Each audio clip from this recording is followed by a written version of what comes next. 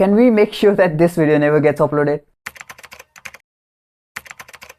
If you think to blow up your views on YouTube, you need to edit finest videos, then maybe you're wrong. I believe this because this one single video style got me more views than everything else combined. Look at this video. It's simple, it's personal, no overly edited, but still it got 213k views. If I had not edited this video in this style, then it would have got less than 2k views. So here's my 5-step framework that I use for my editing. They are very simple but very effective. And once I use this, it has increased my retention.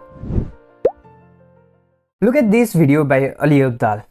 This video, I think he recorded when he was in Cambridge working as a doctor. So in this video, he's talking about how to build a website. But if you watch this video without any audio, it's very difficult for you to say that is he even talking about a website or not. Because there is no any visuals, there is no any website pictures, there is no any website logo, there is no any screenshot of the website, or he's showing live by making website, nothing. So if you only watch this visually without any audio, then you will click off from this video because he does not meet the expectations of the title. But now if you look at his new video, instantly without even listening to the audio, you can say that, oh, this video is related to books. Because in his first opening line, he showed books visually in his hand. And you can see the views difference in this both videos just by one simple shift, just by using visuals more.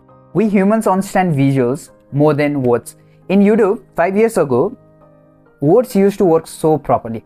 Like if I just talk in front of camera in this way, sitting on a setup without any visuals, then it used to work and people used to listen to you. But now the competition has increased so much and the quality of production has drastically increased, so you can't only rely on audio. You need visuals in your videos. Now visuals include things like A-roll, B-roll, or you are live showing something. A-roll basically means you are using your video as a background. B-roll basically means you are using other people's video as a background. And live showing, just like if I talk about sticky note and I just grab you this and show you live in front of camera, this is live showing something. If I talk about notebook, which I use a lot to write my thoughts, my goals, everything, this is the one, this is live showing. But there is a huge mistake that every new creator does. It's just like if I talk about aeroplane and I show you boat picture in the background, will you trust me? No, because I'm not meeting your expectation visually. This is the same mistake every new creator does. Therefore, only use visuals that suits what you have said. For example, zoom in and zoom out is very important for your video. I said this without any zoom in and zoom out. But notice this. Zoom in and zoom out are very important for your videos. Notice the difference? When I said something and also I zoomed in into that video, it sounded much more important. But again, if I go back, it sounds normal. Therefore, when you have to make something that you say important, sound important, just zoom in into your video. There's this thing in communication, which you learn when you're learning communication skill, that if you want to make something sound important, you have to do just two things. First is take the pauses, and second thing is to slow down. So when I say this thing in this tone and in this way, no matter whatever I'm saying, it sounds important. Same thing, if you want to make your editing sound important, some point to sound important, just zoom in into that character and it sounds important. And the moment you zoom out, again you go with the normal flow of the video. Simple as this.